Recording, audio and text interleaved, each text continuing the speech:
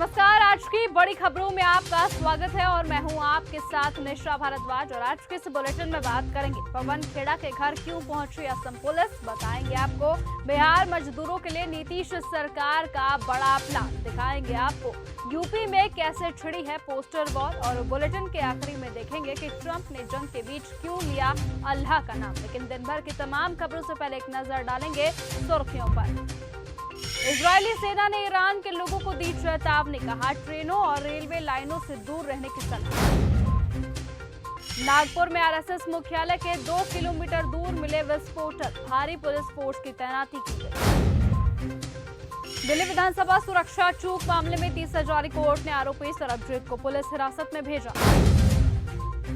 अशोक खरात की बेटी से एसआईटी ने की पूछताछ, महाराष्ट्र के नासिक में खुद को गॉड मैन बताने वाले अशोक खरात उर्फ कैप्टन के मामले में जांच तेजी से होती जा रही है। जानकारी के मुताबिक खरात का बेटा हर्षवर्धन एक बार फिर से विशेष जांच दल यानी कि एसआईटी के संपर्क में आया है और आज खरात के बेटे के साथ साथ खरात की बेटी से भी एसआईटी ने पूछताछ की है। तो वहीं अशोक खरात की पुलिस हिरासत का भी आज आखिरी दिन है और उसे कल यानी कि बुधवार को 8 अप्रैल को स्थानीय अदालत में पेश किया जाएगा।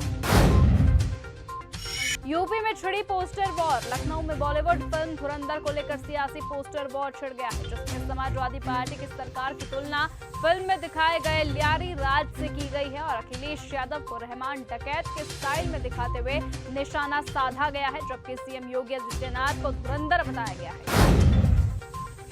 आरएसएस मुख्यालय से थोड़ी दूर पर मिले विस्फोटक, महाराष्ट्र के नागपुर में आरएसएस मुख्यालय के पास विस्फोटक मिलने से सनसनी फैल गई है, जिसके बाद शहर में हाई अलर्ट कर दिया गया है। मौके पर भारी संख्या में पुलिस बल तैनात है और मामले की जांच लगातार की जा रही है। तो वहीं फॉरेंसिक टीम भी छानबीन कर रही है। बताया जाता है कि इलाके में एक बैग रखा मिला था जिससे 15 जिलेटिन स्टिक, 50 डेटोनेटर और 8 कनेक्टर बरामद किए गए हैं। इस घटना से इलाके में अब हड़कंप मच गया। बिहार के मजदूरों के लिए नीतीश सरकार ने बनाया कंट्रोल रूम। मिडिल ईस्ट में जारी तनाव के कारण खाड़ी देशों में काम कर रहे बिहार के प्रवासी मजदूर बड़ी संख्या में अपने घर लौट रहे हैं। बिहार सरकार ने इन प्रवासी मजदूरों के लिए एक बड़ा फैसला लिया है। राज्य सरकार ने इन मजदूरों का विस्तृत डेटाबेस तैयार किया है और सर्वे किया जा रहा है कि कैसे इन मजदूरों को उनकी कौशलताओं के अनुसार रोजगार उपलब्ध कराया जाए। इसी के अलावा सरकार ने राज्य स्तर पर कंट्रोल रूम बनाया है, जिसे श्रम संसाधन विभाग द्वारा संचालित किया जाएगा। आपस में भिड़े बीजेपी के 2 नेता, उत्तर प्रदेश के प्रतापगढ़ में बीजेपी के प्रशिक्षण कार्यक्रम के दौरान भाजपा के 2 दिग्गज नेता पूर्व विधायक धीरज ओझा और बीजेपी के पूर्व मंत्री शिवाकांत ओझा के बीच तीखी झड़प हो गई। मामला एक दूसरे पर गाली गलौज तक पहुंच गया, जिसके बाद दोनों नेताओं के समर्थकों भी आपस में भिड़ते हुए नजर आए। इस घटना का वीडियो सोशल मीडिया पर अब तेजी से वायरल हो रहा है।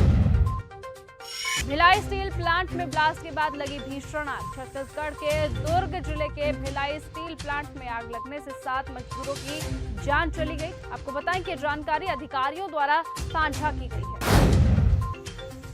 पवन खेड़ा के घर पहुंची असम पुलिस, असम के विधानसभा चुनाव प्रचार के अंतिम दिन दिल्ली तक जोरदार राजनीतिक हलचल देखी गई है। कांग्रेस की ओर से 2 दिन पहले राज्य के मुख्यमंत्री हेमंत बिस्वा शर्मा और उनकी पत्नी रिंकी पर जमकर आरोप लगाए गए थे, जिसके बाद रिंकी ने झूठे आरोपों को लेकर शिकायत दर्ज कराई।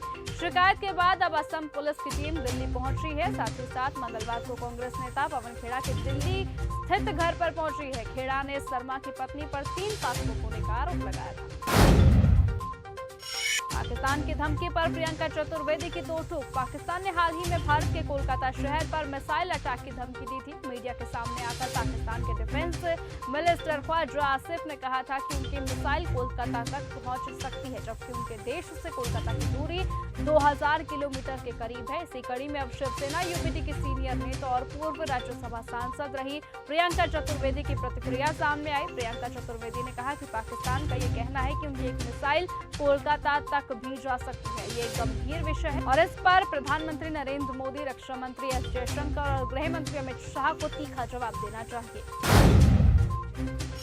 यूपी में शुरू हुआ आंधी बारिश का दौर जारी। उत्तर प्रदेश में बारिश और धूप का सिलसिला लगातार जारी है। पिछले कुछ दिनों से प्रदेश में कहीं कहीं आंधी और बारिश देखी गई है। आपको बता दें कि कुछ हिस्सों में धूप भी निकल रही है और आने वाले दिनों में भी उत्तर प्रदेश का मौसम उतार चढ़ाव रहने वाला है। प्रदेश में 9 अक्टूबर तक तेज हवाओं के साथ बारिश और ओलावृष्टि की चेतावनी दी गई है।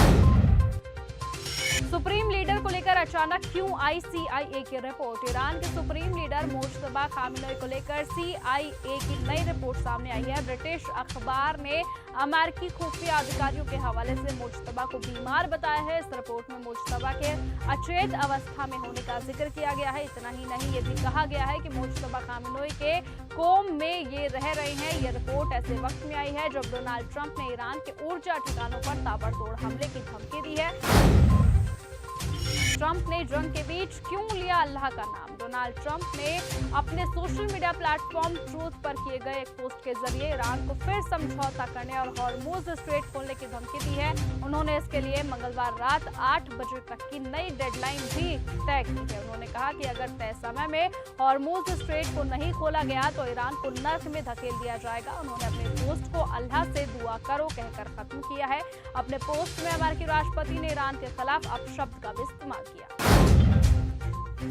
अमेरिका का ईरान के IRGC अंडरग्राउंड मुख्यालय पर हमला। अमेरिका ने ईरान को एक और बड़ा झटका दिया है। आपको बता दें कि रिपोर्ट्स ये बताती हैं कि अमेरिका ने तेहरान में IRGC के एक अंडरग्राउंड हेडक्वार्टर पर B-2 बॉम्बर से हमला किया है। हमले के बाद जब बचाव अभियान के लिए मेडिकल टीमें पहुंची तो उसी दौरान फिर से हवाई हमला किया गया। जानकारी के मुताबिक इन हमलों में बंकर बस्टर बमों का इस्तेमाल किया गया। अमेरिका के इस डबल स्ट्राइक में IRGC के कई कमांडर्स के साथ साथ बचाव दल के सदस्यों की भी जान चली गई। ट्रंप की धमकी के बाद तेज हुए ईरान के हमले। ईरान और अमेरिका इजराइल के बीच बढ़ते युद्ध में अब रोज नई तरह की खबरें सामने आती हैं। अमेरिकी मीडिया के मुताबिक कुवैत के अली अल सलेम एयरबेस पर ईरानी ड्रोन हमले कम से कम 15 अमेरिकी सैनिक घायल हुए हैं। वहीं सऊदी अरब ने अपने पूर्वी क्षेत्र में 7 बैलिस्टिक मिसाइलों को रोककर भी नष्ट किया है, जिनका मलबा ऊर्जा संयंत्रों के पास गिरा हुआ मिला। 8 बजे से पाकिस्तान में लगा लॉकडाउन। ईरान में जब से हॉर्मुज स्ट्रेट से जहाजों की आवाजाही पर रोक लगाई है तब से साउथ एशिया और यूरोपीय देशों में पेट्रोल, डीजल और LPG की किल्लत हो गई है। भारत, नेपाल और बांग्लादेश जैसे देशों में संकट से बचने के लिए कई अहम कदम उठाए गए हैं, लेकिन पाकिस्तान इस संकट से बच नहीं पाया और वहां स्मार्ट लॉकडाउन लग गया है। इजराइल का ईरान को बड़ा अलर्ट। समाचार एजेंसी की रिपोर्ट के अनुसार इजरायली सेना ने फारसी भाषा में ईरानियों को चेतावनी जारी करते हुए कहा कि वो कम से कम स्थानीय समय अनुसार रात 9 बजे तक ट्रेनों में सफर करने से बचें। तो फिलहाल आज की इस बुलेटिन में सिर्फ इतना ही। देश और दुनिया की तमाम बाकी खबरों के साथ ऐसे ही जुड़े रहने के लिए आप बने रहिए और हमारे साथ देखते रहिए न्यूज़ गंगा। नमस्कार।